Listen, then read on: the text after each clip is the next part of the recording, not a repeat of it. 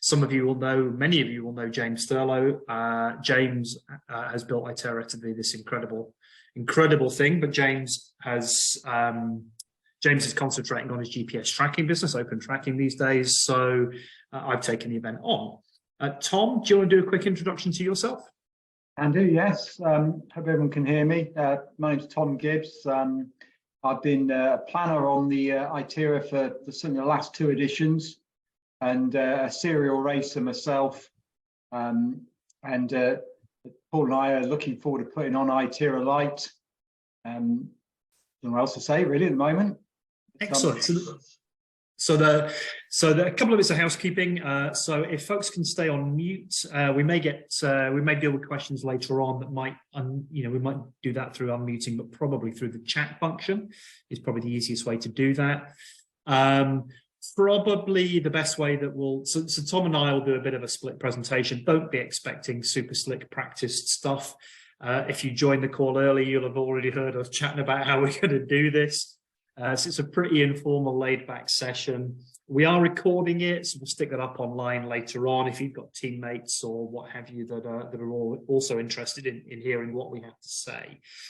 Kind of the purpose here really is to explain a little bit more about adventure racing, a bit more about what ITERA lite is, and to answer questions. So I think, I kind of recognize a few names here on the screen. So I think we've got a few experienced adventure racers in the room, which is fab, because you may be able to help us answer questions later on, which would be great.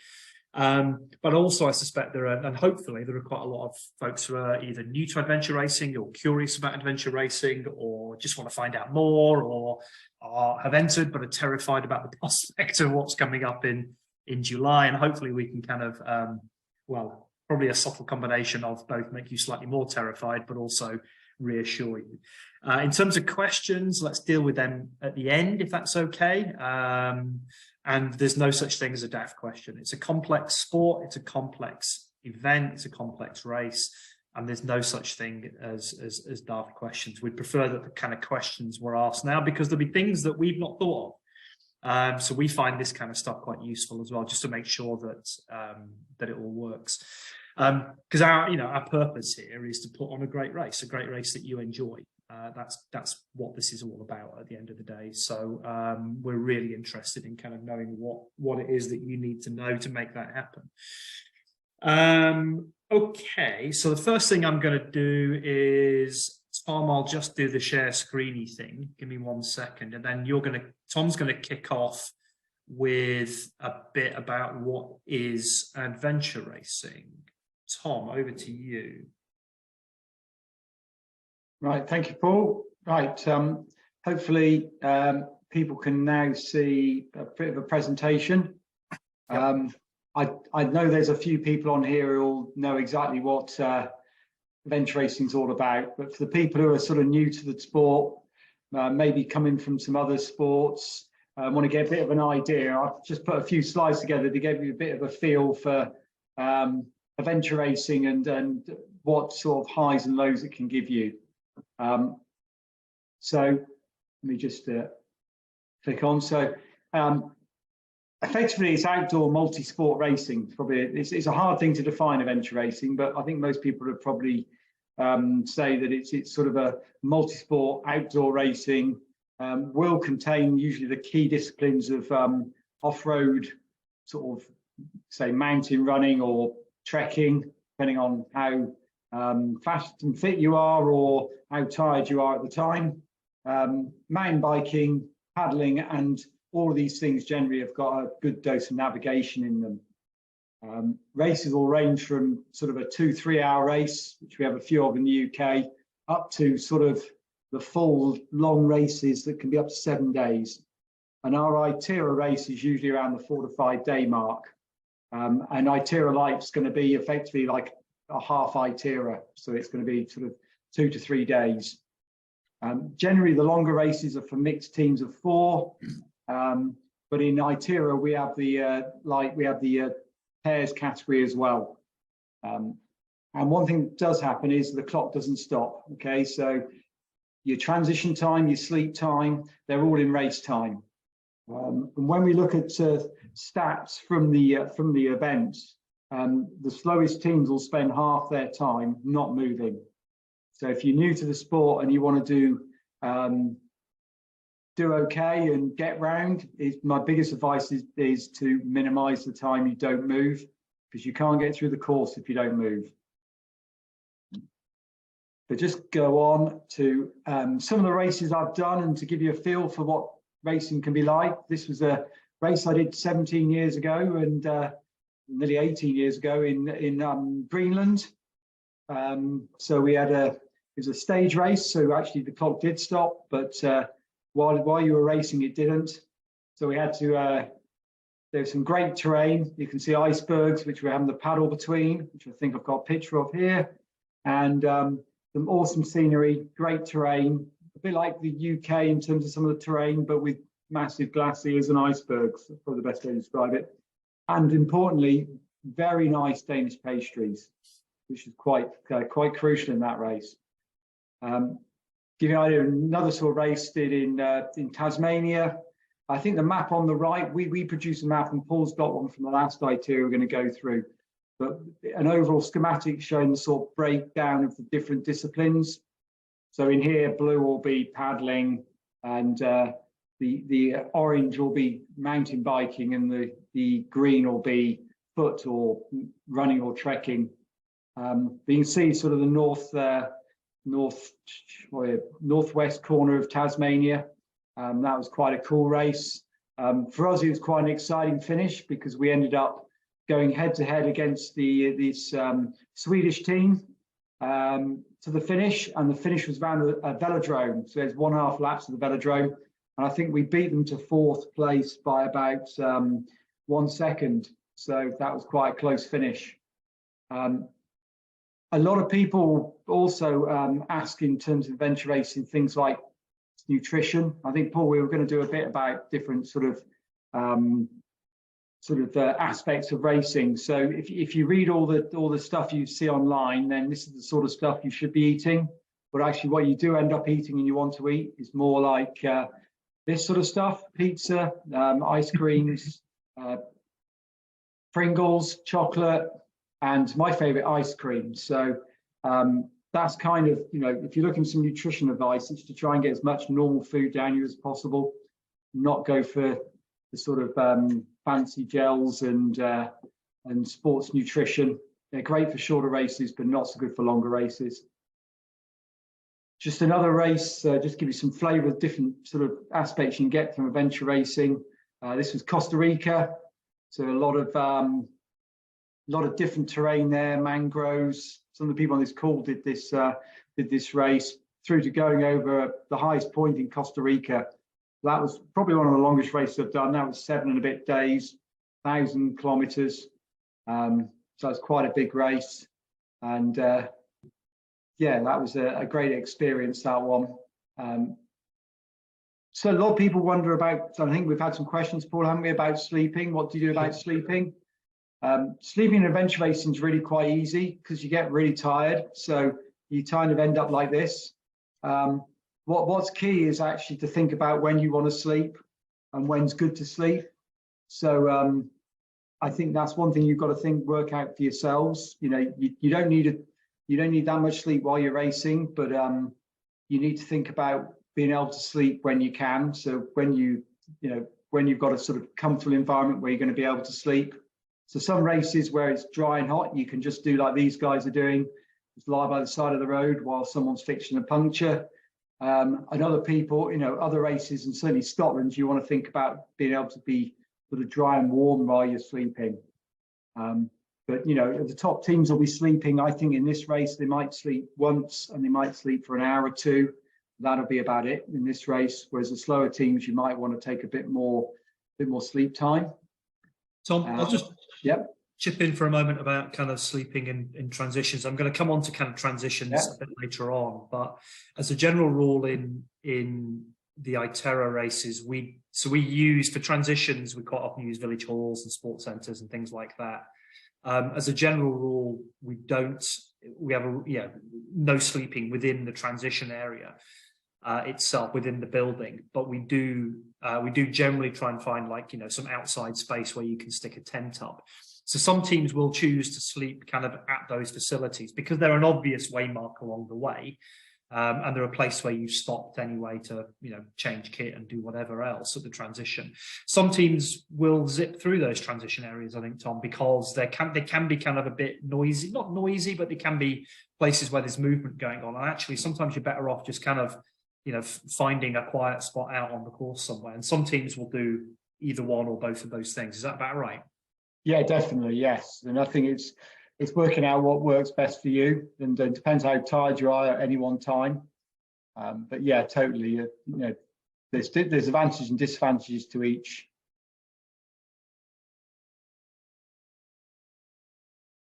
Okay, crack on. Okay. So just a few more slides. So one thing you can't expect in this race is as far as I know, Paul, we haven't got any rafting, have we? And we certainly haven't got any glacier work. So one of the races we did in France in 2012 for World Champs was super technical. And you can see from us in that raft, you can see from Sonia at the front there, she wasn't really enjoying that rafting particularly, but that was sort of grade 4. We were going down and we had no guide with us, so we were self-guiding down. Chris, however, you can see at the front was really enjoying it. So that was a super technical course, that one. It was a great fun race. I can confirm we have neither glaciers nor whitewater rapids in the south of Scotland. Yeah, so just to reassure you, you're not going to be experiencing this sort of thing, but that was a great race. Went from the Alps right down to near Monaco, finished just along the coast from Monaco. So that was a great adventure, that one. Just got a couple of things about rope work. We're not unlikely to have, this isn't in Scotland, so we're unlikely to have rope work quite as extreme as this from Utah. But we're aiming to try and get something in, aren't we, Paul, in terms of some rope work. But in terms of kit and stuff like you're going to need, we'll be, we're not envisaging, are we, Paul, actually having to, people bring their own rope kit? No, I think we should talk about skills a little bit, perhaps, for these two things, because I suspect if we don't do it now, people will rightly ask questions about this. So in terms of the skill level required for paddling and for ropes. So for paddling, in this event, essentially we're not going to be checking qualifications. We're not going to mandate qualifications. However, we do want you to have experience. If this is the first time you've ever been in a kayak, a sit on top kayak, I think you should probably spend the next 6 months kind of learning some of those skills. You will need and you will benefit from having spent time in a kayak. That said, we're not looking for people who can kayak in, grade 3, grade 4 rapids. It's going to be fairly straightforward stuff. Neither are we looking for folks who are kind of experienced in 20-foot kind of sea waves, ocean waves. We're not going to be getting into that kind of stuff. Partially by design and partially because there is a limit to what we will expose you to. And we're really conscious about keeping the race safe. It's safe within the context of we do expect you to have skills. Please, go and if you've not got much experience in a kayak, you've got 6 months to put that right, and you will benefit from that. So definitely go and spend some time with your teammates in kayaks, learn some of the skills. And there's loads of courses around that can, a couple of days is all you need on that, and you'll benefit hugely. And it's just good fun as well. In terms of rope work, we're not expecting you to be climbing at kind of high levels, E-grade levels. That's not going to happen here. Basically, if you can abseil, that's probably as much as we're going to look for you to be doing, something like that. So it's, again, you can go and practice those kind of skills on your local climbing wall. They're easy to acquire, and are useful things to have, full stop. But we're not going to be making you do kind of, this kind of this kind of traverse, and nor are we sending you up the north face of the Eiger, mainly because that doesn't exist in the south of Scotland. Sorry, Tom, carry on. No, that's good. That summarised it well. So, just to give you a bit of flavour of where adventure racing can take you and the sort of events you can do. Just try to share some pictures there of the sort of events you can get to. But we're very much pitching this as a kind of a start, that bridge between getting to expedition racing from someone who's done either the shorter races or they've come into it from like a sort of triathlon Ironman background. If you're coming from that side, you probably want to build some skills. If you're coming from a venture racing side and you've just done short races, you need to just build yourself up a bit to be able to do the slightly longer race. We're trying to this is trying to see this as a bit of a stepping stone up to those full expedition races. I think last slide I've got a little shameless plug when we won the World Championships in 2009. Yeah, that was obviously a great race. If you want a good video to watch, then go to YouTube and you can find it. But that was, I think we had 6 hours sleep in 5.5 days there, so we looked quite fresh there, but we were absolutely mentally bollocks, I have to say. On the finish line, we were absolutely, our minds were playing real tricks with ourselves for the last 3 or 4 hours stage. We convinced ourselves we were last place and then first and then last again, in literally swaying all over the place. But that's all I've got in terms of presentation, Paul. I don't know if you want to take over. And yeah, I mean, I think you've covered quite a lot of what we're going to do next was kind of what is ITERA lite, and I think you've done a lot of that, Tom, which is great. So there's these kind of 5, 6, 7 day adventure races, these expedition races. ITERA lite, as Tom rightly said, the intention here is that this is a bit of a bridge from the shorter races up to those races. That said, it's going to be pretty challenging in its own right. These things are still, it's still 48, 60 hours, something like that. So it's, for most teams, so it's going to be pretty challenging, whatever. One of the reasons why we've done this in the south of Scotland is that it really enables that. It's a place that actually is pretty remote and pretty wild. People generally don't know it very well. I live there as well, which helps because I kind of know the lay of the land. Tom knows the place pretty well as well. So what we've been able to do is put together a course that will be challenging, will stretch you, but also has lots of options within it, so that it's a question of, you're able to, and I'll explain this a little bit more when I do my slide presentation in a moment. There are options to cut the course effectively, so you can manage your own challenge, manage your own adventure is the intention here. And really what we want to do is, is take you to some cool places. I live here. Tom knows the place well, and we're intending this being a kind of a grand tour of some really cool places that you might not otherwise find yourself, and it should be pretty spectacular. I think it's worth pointing out, Paul. I mean, our philosophy with the races generally is to try and put a course together. We're here to entertain you, and give you a course that you're going to really enjoy. And like Paul said, try and get everyone to the finish line. So there'll be options if you're near the back of the field to be able to cut bits out and still get round and have a great adventure. And if you're at the front of the field, hopefully we'll be able to challenge you with a sort of a tough course that you're going to really enjoy.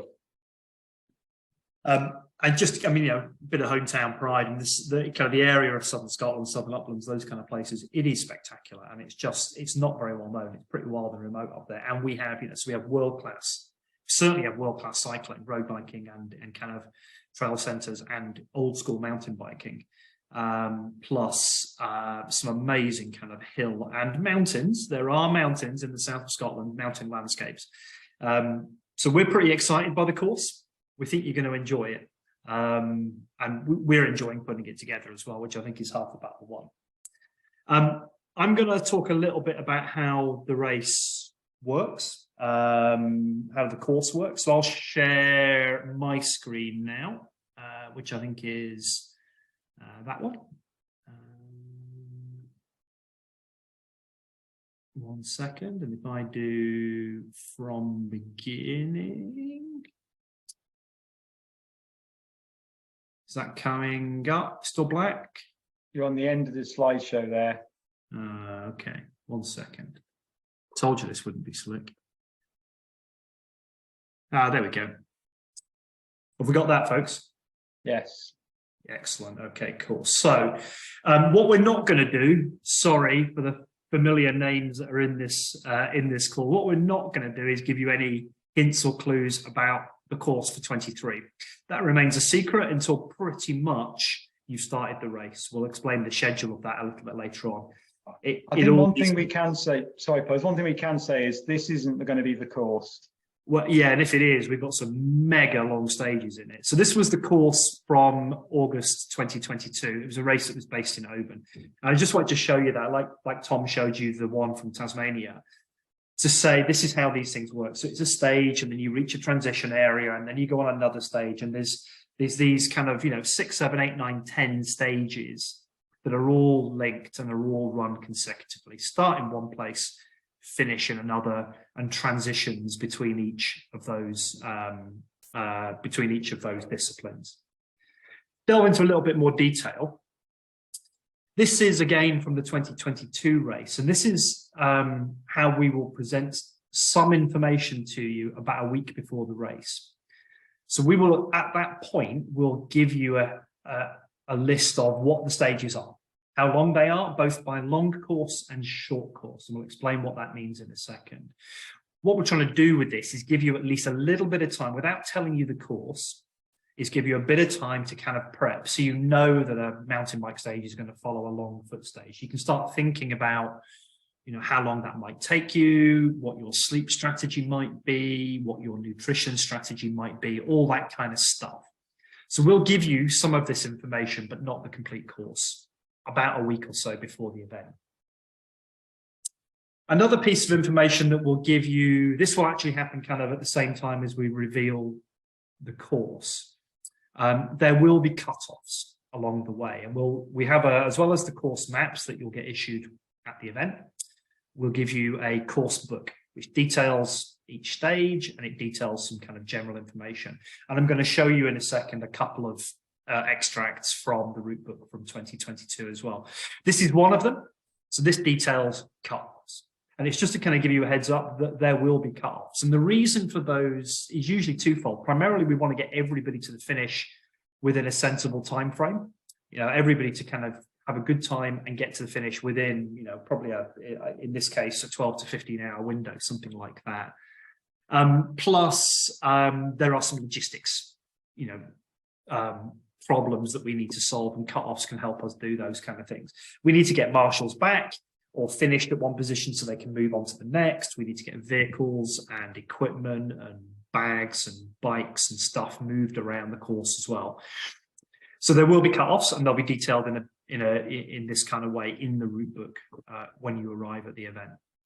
There will occasionally be minimum times for stages as well. We had an example of that in 22 with a Via Ferrata stage that we did at Kinloch-Leven. And we put a minimum time on that. And the reason for that was that we didn't want people rushing through that, because that was clearly a safety issue. And, on a Via Ferrata, it's kind of hard for one team to overtake another team. So you may find that we also have a couple of, 1 or 2 minimum times for stages. And sometimes that's to help our logistics as well, because we have to move all the kit into place. There was an amazing example of this. Chris, who is on the call, will shudder at the memory of us needing to get kayaks into a place near Pollock on Loch Shiel that required kind of a 150-mile drive, and loading them onto the water and towing them down the loch behind a boat for 5 hours. And the whole thing was just a ridiculous logistic exercise. And sometimes we need to put little breaks into things just to make sure that we can get stuff into the right place at the right time. I think it's probably worth saying, Paul, that the cutoffs we've got, certainly those logistical ones, if you're planning just to do the shortest short course, then you may well be impacted by that. So you need to think about what you're doing, and how you use your time. I don't know if you also want to mention there, Paul, or later on around the rule around if you're doing a short course, you can't start a stage until the leaders have gone through. So it's a good point. I'll come back to that when we get to the slide that's got that long short split example. Good plan. So this is another bit of information that we'll give you a week or so out. So this is kind of bags and kit movement. So ITERA is an unsupported race, i.e. you don't bring somebody in a vehicle to drive your kit between transitions. We do all that for you. So we move your bike, we move your kit bag, we move your team bag, we move your wet bag. We'll specify kind of probably in the spring this year exactly what bags you can bring and that we will move for you. Typically, and this is an example, this example you're seeing here illustrates that. Typically in ITERA, you have per person a bike box. So we specify the sizes of that. And the reason for that is that means they stack nicely in the backs of vehicles. We don't get random size boxes. So there is a size for the bike box and we'll specify that. If you've not got a bike box, don't worry, get one from the local bike shop, or we will buy a load of them and bring them to the event and sell you them at whatever it costs us to buy them. Some people will make their bike boxes out of plastic Corex. Some people can get away with the cardboard one for the duration of race, but you will have per person a bike box. So your bike will be packed into that. We'll move it to the next location. You'll unpack your bike, blah, blah, blah, blah, blah. We'll move the empty box down the line. You will also have per person a team bag, a personal bag. And that's got all the kit that you might need during the race. So that's got your clothes, it's got some food, it's got all the stuff that you're going to need throughout the race is in your personal bag. And I think, if I remember rightly, I think there's a maximum of that of 20 kilos. I think it's 20 kilos, but we'll specify that. So that will be one bag per person, one bike box per person. There's then a couple of more bags, and these are one per team. The wet bag, we call it the wet bag, and that contains kayak kit. So that will be paddles, it'll be buoyancy aids, wetsuits, dry suits, if you want to use that kind of stuff. We will move that to the beginning of a kayak stage. So all that stuff sat there waiting for you. And at the end of a kayak stage, you'll put your stuff back in the bag and we'll then move it further down the line. Finally, team bag. So we allow you to have kind of one other bag, and that is generally used for kind of extra kit. It's used for tents, sometimes sleeping bags, a bit of extra food, all that kind of stuff that you kind of want as a team to move down the line. The important thing to remember, or the important thing that this kind of chart here illustrates, is that for logistical reasons, we don't do it because we're nasty, we do it for logistical reasons. We won't necessarily be able to get all of those boxes and bags to all of the locations. So we will specify which bags we can get, which bags and boxes will go to each location. And that's what that table there is showing. So again, we'll give you this about a week out so that you'll know what kit you're going to have to put into which bag or box. And up to a point, we're happy, we kind of intend that, if your bike box is going to a location, but not your personal bag, for example, that's pretty rare that. But, that means that we need you to put kit in the bike box up to the weight limit. So there's a bit of logistics and a bit of planning that we all just need to kind of get our heads around. And this kind of helps inform that. Long short splits next. So Tom's referred to long short splits, and this is a bit of a feature of ITERA, and not all adventure races are like this, but this was something that was built in from the start by James and the team at Open Adventure. And the intention here is that, by and large, the whole race moves around a similar course, so the whole race is kind of broadly in the same part of the world, but there are options within the course that are longer and shorter. And the way we manage that is we have mandatory checkpoints you have to go to. They're generally transitions, obviously, but there will be some others as well that you have to go to. And that's because we want you to go a specific route as a general rule, usually because it's a really cool place for you to go to. So mandatory controls or mandatory checkpoints exist, but there are also optional checkpoints that you don't have to do. And those optional checkpoints, I'll show you an extract in a second from the course book. Those optional checkpoints carry a time penalty, i.e. if you don't visit them, we add a specified amount of time to your race time. So what that means is that we end up with kind of a number of different kind of categories of team. And the intention here, as we said a couple of times now, is to get as many of you to the finish line, having had the biggest adventure you want as we possibly can. That's the intention here, is to actually, is to provide choices and opportunities. Some teams, we call them the long course teams, will do everything. And they'll be ranked on that basis. So, the fastest one around all of the checkpoints on the long course will be the event winner. They'll be the race winner. Some teams will not do any of the optional checkpoints. They'll just take the shortest route round, and that's absolutely fine. And we rank those people in order as well. That's pretty obvious. There's another slice of teams that will sit in the middle that will do some of the optional checkpoints. And that, the ones that they do or the ones that they don't do will then impact their time and therefore where they fall within that the ranking at the end. And it's really about encouraging you to bite off. Actually, the correct amount to bite off is slightly more than you can chew, and that's kind of what we're aiming for here is go out and have an adventure, do it kind of in your own terms to some degree. So there are optional checkpoints in there. So you can see on this map here at the bottom there, you can see T45 in the village of Strontier. So that was the end of a bike leg and the beginning of a foot stage. And you can see up in the top left of the map, just T56. So T45 was the transition between stage 4 and stage 5. T56 was the transition between stage 5 and stage 6. So stage 5 is what you're looking at here. The long course route goes up to the northeast of the map. You can see hopefully checkpoints 12 and 13 way up into the hills of Ardgour. The short course, neither of those checkpoints were mandatory. They were both optional. I'll show you what that looks like in a second. They were both optional. So long course teams who, they self-designated as long course, they go up there. They go and collect those checkpoints and then make their way to transition 5, 6. Short course teams don't do that.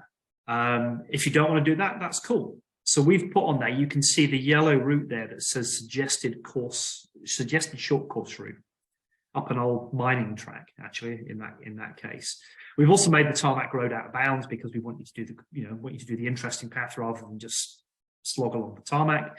But by doing that, by having that short course option in there, that allows kind of shorter course teams who are perhaps moving a bit slower than some of the more experienced or whatever teams, allows them to catch back up again. So the race stays together. That's what we're aiming at here. And everyone gets to the finish in that sensible time frame, and you choose how much adventure you want to some degree.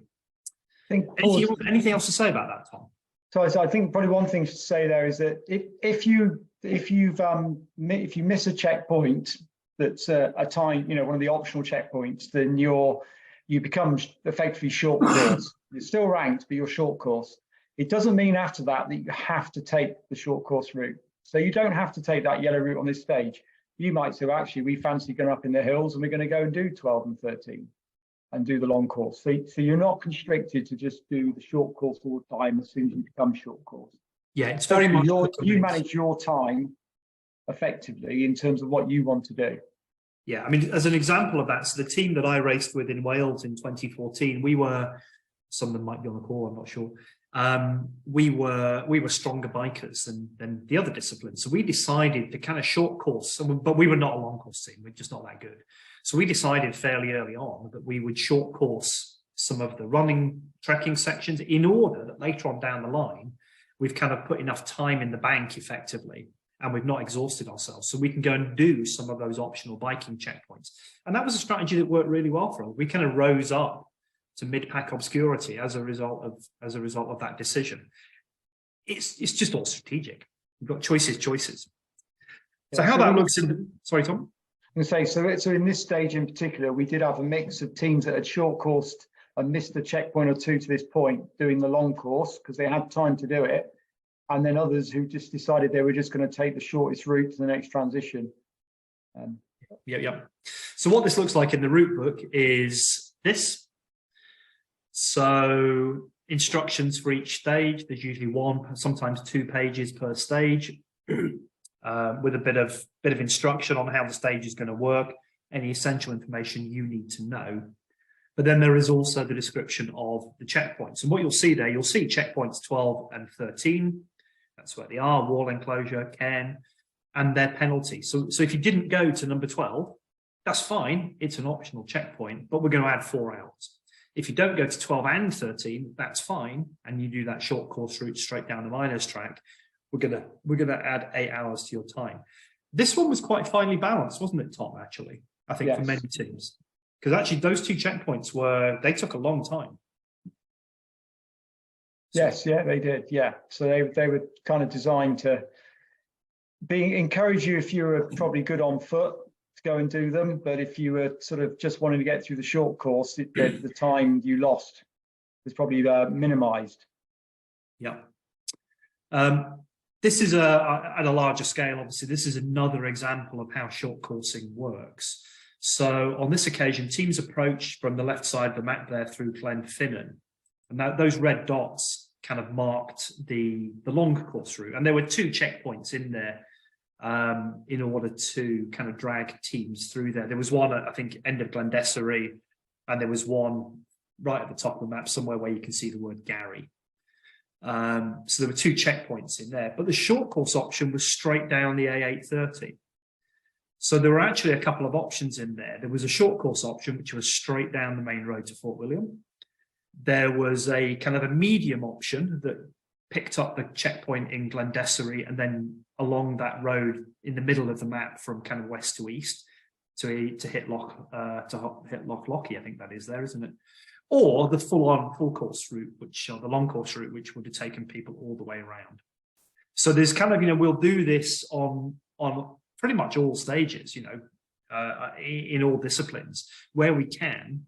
Where we think it's useful, we'll offer short course options pretty much wherever we can, because we're just trying to keep it together and we're trying to give you a good time, basically. Just another quickie on maps. So this is a little extract from the race maps, slightly blurry, but from that same stage, this mountain bike stage, it's showing teams coming in from the west to Glenfinnan. So we had a checkpoint on the monument at Glenfinnan. What I wanted to just kind of show you there was kind of west of that checkpoint 17, we had a mandatory route. This is the route, and this is how we'll mark it. This is a route we want you to follow, you must follow.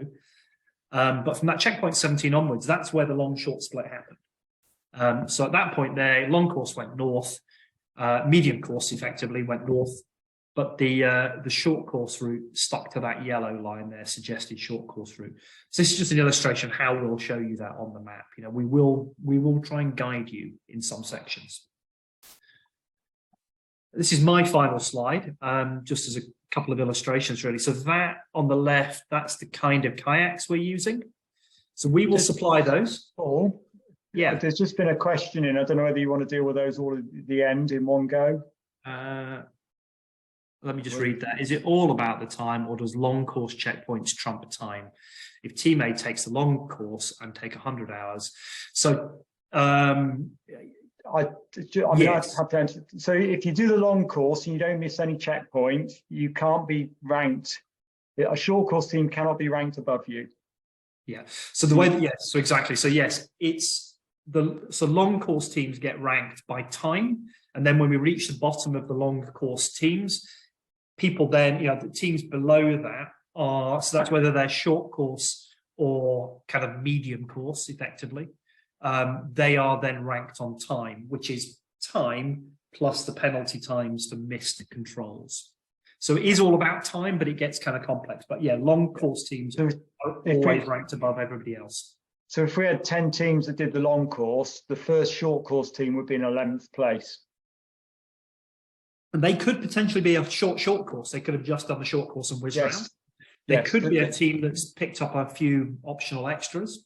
Yeah, but that's how the ranking works. Right, let me just get rid of that. So this is a final slide from me, just to illustrate. That's the kayaks we'll be using. Fairly bog standard, sit on tops, 2-person. We will supply the kayaks. However, you need to supply buoyancy aid and paddles. And the reason for that is we want you to have stuff that you're comfortable with, as opposed to kind of, the slightly rubbish stuff that you tend to get in kind of outdoor education centres. Paul will also, I assume Paul will also advise in the kit list, when we put the kit list up, whether or not you need to bring backrests if you want to bring backrests. Exactly, yeah, absolutely, yeah. Yes, but that's just there as an illustration of the kind of kayaks that we'll be using. And some of you may recognize the gentleman in the orange buoyancy aid, that James from Open Adventure. The photograph there with lots of bags in it is just an illustration of what a very basic transition area looks like. We'll talk about transition areas now. They range from this, which is literally a patch of grass on the side of a loch on the island of Mull. However, that's kind of rare. They kind of go through to what we're generally looking for are transition areas that are in buildings, usually village halls, memorably last year a cattle market, which worked really well actually as a transition area. But we're generally looking for village halls and those kind of places because we want to be able to offer you some facilities. You know, we know from experience that if we can offer you hot water, which we do, transition areas, and if we can offer you shelter for a while and a dry space to change your clothes, that makes a huge difference to your comfort and therefore your ability to finish the race. And that's what we're trying to achieve here, is get you to the finish line. It's probably worth saying, Bonnie, that those basic transitions, if we do have them, generally are in the early stages of the race when people are fresher than the later stages. Yeah, absolutely. Absolutely. But yeah, the transitions in this race will generally be, there's a mix. But, you know, we're aiming for them to be village halls and those kinds of places so that there's a space where you can be dry and comfortable and you know, get hot water so you can rehydrate food or a cup of tea and all that kind of stuff. The other thing we will generally offer at transition areas is a patch of grass to stick a tent up for a couple of hours, which some teams will do, some won't, as we discussed earlier on. Anything else that's worth saying about transitions, Tom? Apart from your unhealthy obsession with village halls, no, I don't think there is. Nothing wrong with a village hall. Yeah. So that's about, yeah, basic. That photograph shows a really basic one. That was the first transition in that race, and therefore it was okay then. But later down, you know, later in the race, when people are arriving at night or the weather's crapped out, that would have been marginal, and we probably wouldn't have used that transition. We'd have done something else. So we're generally looking to try and look after you as best we can within the spirit of adventure. We're not holding your hand here. We're not mollycoddling you, but we are going to try and help you get to the finish. That other photograph there is of one of the sky bridges on the Via Ferrata at Kinlochleven, and the illustration there is to show that we will build in what we call trouser filler stages or special stages. That was an example of one of those. And also that we'll operate this race. This race operates around the clock, as Tom said. The clock is always ticking, so we'll do stuff through the night, and that's fine. You know, we had a few kind of, you know, the owners and the operators of the Via Ferrata did say, what, you know, what, really, 4 o'clock in the morning? Yeah, really, 4 o'clock in the morning. The race always continues. So I think that's about all I wanted to say on that stuff. I have a couple of other bits and pieces I'll cover now. And then Tom's going to dive in with some stuff as well. So event HQ, just a couple of lines about that. So event headquarters is, as I'm sure you know, Selkirk Rugby Club. It's a great facility just outside town. So we're going to be able to do a lot of stuff there, basically. It's a nice big space. So there'll be car parking there. There will be space to camp, kind of pre and post race. There is a bar, and we're hoping to have some kind of catering facility there as well. Showers, toilets, and there are some spaces there that will be available for faffing around with kit. We will probably do race briefing down there as well. Although actually there's quite a lot of you in the race now. So we may, there's another venue in town that we may move that to. That's kind of all I want to say. Oh, and the finish line will be there as well, which is kind of important. So you can arrive in whatever, you know, however you arrive there, car or whatever. Selkirk's not bad in terms of public transport. If you're coming particularly from overseas, Edinburgh Airport, hour and 15 away, hour away, something like that. And there is actually a reasonable rail line to a town called Galashiels, which is about 6 miles away. And if you're coming via that method, get in touch with us and we'll try and help you kind of make that final jump to Selkirk. But anyway, having arrived in Selkirk, that's where you're also going to finish. So you can leave your vehicle, you can leave your kit there, whatever. It's all fine, and it'll be there waiting for you when you finish the race. Quickie question there. We'll deal with that now because it's a relatively straightforward one from Cormac. your estimated time for the race. Tom? So the winner, we think, will be just over 50 hours. And I think our cutoff is, I'm just trying to remember our cutoff time. It's about 70 hours, isn't it? I think, Paul, around about that, I think. You're about right. I mean, the precise timings are TBC, but essentially we're looking to start the race on the Friday afternoon. So we're expecting first finishers Sunday afternoon, early evening, and we're expecting final finishers during Monday morning, with the intention of doing kind of prize giving and what have you Monday lunchtime, so everyone's available, then can disappear straight afterwards. So yeah, I think between 50 and 70 hours, something like that is the estimated range there. Tom, do you want to say anything more about equipment and skills? I suspect we've covered quite a lot of this in terms of what we supply. I think we talked a bit about the skills, didn't we, in terms of the kayaking, etc. I think kit-wise, what we generally do, we're part of the Adventure Race World Series, so there's like a standard kit list.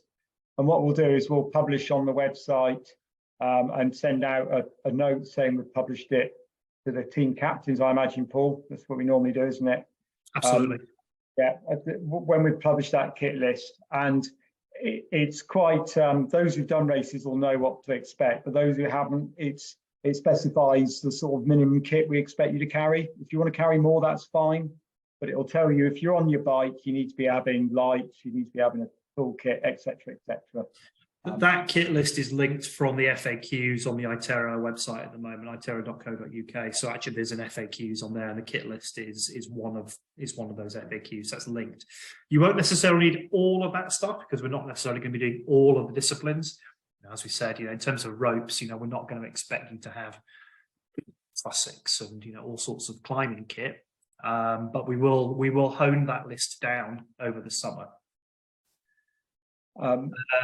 Zoe, you never have to justify another bike. That don't feel like you have to. Remember, M+1 is the correct number of bikes. I think the weight limit is it. You'll probably know better than me, Paul. Is it? I want to say 25 kilos. I'm kind of hoping Chris Gaisley might answer that question because he has to lump these things possible, around. I think would be Chris's answer, but yeah, I'm pretty sure it's around 25 kilos. I think that's right, and we will check that. There you go, 25 kg, excellent. So we will check that, and that's a safety thing. We don't want to hurt our marshals. Basically, is what that comes down to. And you shouldn't need any more than that. Yeah. There you go. So there's the word from Chris. 28 kilos bike, 25 kilos for kit bags. No bungees anywhere. People kind of think they're doing race crew a favor by sticking bungees around bike boxes. They're not, because when they go twang, and it starts to get dangerous. We'll just pick up a couple of other questions that I can see in there now. Tom, while I'm answering these questions, do you want to think about answering Gary's question about navigation? I'll just answer these other couple here. Insurance, is this covered in entry, or are there specialized brokers who deal with short timescale adventure races? So the insurance for the event is public liability. So, you go trashing something on a landowner's land or whatever, or you smack into somebody else or whatever, that's what we're insured for. If you want personal accident insurance, or injury or those kind of things, that's something you will need to seek for yourselves. And I think there are outdoor activity providers or outdoor activity insurance providers. Dog Tag is a name that rings a bell. There's a few as well. I've used Insure and Go as well. It gets harder and harder for adventure races. I would say if you're in the UK with our National Health Service, providing it's got enough nurses and doctors, I've generally not really gone for any insurance in the UK because, generally you'll get to hospital and then get looked after, if you know what I mean. But cool. So the other question there from Cormac, will there be a camping site at race start finish location? Yes, Selkirk Rugby Club has camping space. It's not a campsite. It's it's kind of a large, quiet, grassy area with access to water and toilets and showers. So it's as good as a campsite. So yes, there will be campsite, and that's in your entry fee. There's no additional cost or anything like that. And but we're really, we're assuming that you'll probably only use that on Thursday night pre-race and the Sunday night if you're an early finishing team. Yeah. Tom, do you want to say a few words about navigation? Yeah, I just saw Gary just put the word navigation on there. So I guess, Paul's shown a few excerpts from maps. These races are all navigational. So having someone who can read a map in your teams, I'd say it's more than desirable. It's pretty much essential. Knowing where you're going is very key. A lot of it's not like necessarily sort of the fine detail of orienteering sort of levels of navigation you need for the majority of the time. There might be the odd occasion you need that level of orienteering. But in terms of navigation, you can expect, you need to know how to use a map and a compass. You need to be able to be able to sort of get yourself and your team around. Remember, you're in a pair or in a group of 4 here, so it doesn't have to be one person taking all the responsibility or one person doing all of the navigation. But things like having a map board on your mountain bike, I'd say, is pretty essential to help you get around the course. And paddling's generally a bit less navigational, depending on where the paddling is and the time of day. But yeah, navigation is quite a key part. So make sure you know how to use a map and compass and be able to find features and navigate your way and pick sensible route choices. A kind of a really good hit of navigation. If you are a little bit concerned about your navigational abilities, go find your local orienteering club. It's you get a real intense hit of navigation in a really short space of time. Half a dozen orienteering events will give you all of the nav skills that you need for adventure racing, or at least adventure racing in terms of getting round. There's a couple of questions come in. I'll try and deal with those. If you've got other questions, now's your time. we've only got a couple more little sections to go. But we'll answer the questions that have come in now. I'll do the final section, and then if there's any other questions, we'll go back to them then. Yeah. There's a question here from Jill about if you can do the different disciplines, do I have a reasonable chance of completing in the time available? We very much design our courses to try, like Paul said, at the ITERA, I think we got everyone. Did every team finish? I mean, there might have been one that didn't due to an injury. Everyone, everybody that wasn't injured finished. That sounds quite bad, doesn't it? But but if you've got the skills and to do those different disciplines, then we tend to design the course to make it as achievable as possible to get round. And generally, we find long foot stages are the thing that kills teams. So certainly, that's something we look at to try and avoid where possible. Keep them fun, keep them short and fun. I mean, in terms of kind of completion of something like this is not, hell for leather sprint. This is, in reality, we talk about running stages. In reality, for most teams, they're walking, or certainly walking the ups and flats and maybe jogging the downs. And it's all about, as Tom said right at the start there, it's all about keeping moving. All about keeping moving. So, we're not looking for, you don't have to be kind of Olympic level triathlon in order to get something out of this. People who are kind of used to decent long days in the hills are the folks that will do well at this kind of thing, and can kind of hold their team together. That's a discipline that often isn't discussed. Is that actually kind of that whole kind of holding the team together and relying on each other and trusting each other and supporting each other is really, really important. And those team dynamics and that kind of psychology is fascinating, and the discipline of adventure racing that people generally don't discuss. But if you're capable of kind of doing decent long bike rides and decent long days in the hills, you're definitely capable of finishing. We had teams at ITERA last year who'd never done a race like that before, and one lady who turned up with a bike that I was stunningly impressed with, that must have been 30 years old, and they got round the course. They finished. They did the short course They did a couple of extra checkpoints, but they finished. So, this is designed to be achievable for people right through to, if you're at the front end of the pointy end of the race, a real challenge, and will test you both physically and mentally, hopefully. There's a question around team members dropping out, Paul. Yeah. Shall I take that, or do you want to do it, Tom? No, if you want to. Yeah. So if you have a team of 4, obviously you end up with a bit of team dynamics, and people sometimes can't make the race day. What happens next? What people generally do is advertise.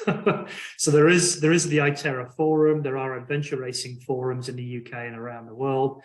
And you will be amazed at how many people are prepared to step in short notice. The adventure racing community is as I think Gary's saying, the adventure racing community is friendly and willing to help. My first proper big expedition adventure race, I got drafted in with 10 days notice. And that's a fairly common story. That happens a lot. So if team members drop out, it's not the end of the world. There probably will be opportunities to recruit. Failing that, we've got this pairs category as well. So actually, we can potentially help to kind of rearrange things a little bit so that everybody gets to race. Everyone's going to get to race. We'll find a way of making it work. We're in this to get people here and to have a good time. Do we anticipate folk coming down on Thursday, Friday, or TBC? That's a nice segue, thanks Andrew, to the last section I was going to deal with, which was schedule and kind of what happens from here on in. So we'll come back to the other questions after I've just dealt with this little section. So the direct answer to that question is, we'll do it in a linear way. So what happens from here on in? Entries are still open. We've actually extended that early bird discount to the end of February because we thought that was a sensible thing to do in case there are folk in this meeting who are kind of swithering. So the early bird deadline for entries will close at the end of February, but entries will remain open after that. They'll just go up a bit in price. We will stay in touch with you during the summer, but also we encourage team captains and just team captains to email us.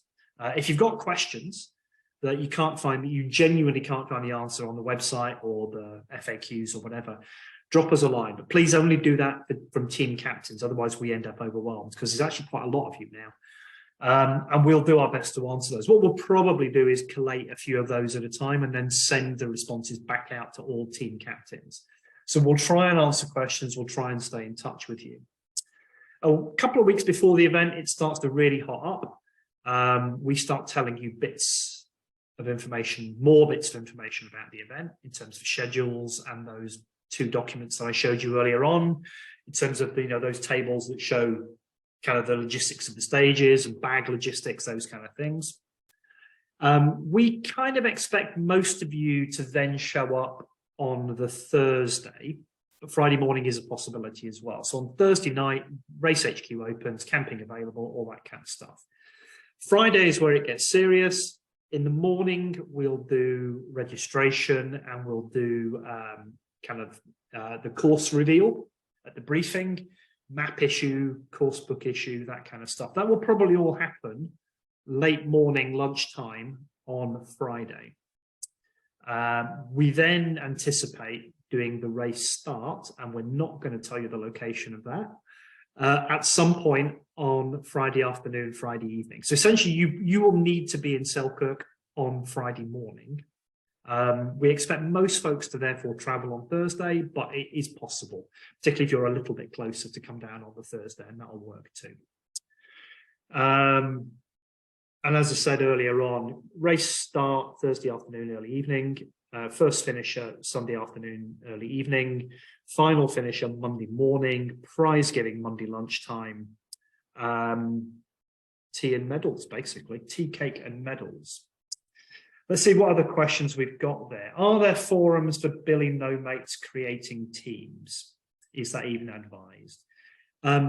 So again, the ITERA group on Facebook is probably a good place to start with that. Excuse me. And teams regularly come together using that as a forum. You'll see there are messages on there, kind of teams kind of in the run up to 2022. I fancy a go at this. Anybody else interested? And successful teams absolutely have been absolutely have been kind of formed via those Facebook groups. As I say, you know, my first experience of a proper expedition race was 10 days notice, when I answered a phone call from someone at the time I kind of knew but not very well, saying they'd just been recruited with 11 days notice. There was still a space in a team. Do you want to come and race? And now, you know, and that team functioned really well. You know, it functioned perfectly well. We got to the finish almost.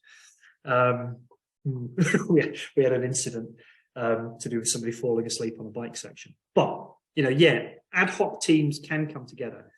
People management and cohesion, it is really important. I think, Tom, you're an expert in this kind of stuff, but I mean, my judgment as a kind of a middle stroke back of packer is it's the best way to ensure team cohesion is to make sure that your outcomes are aligned.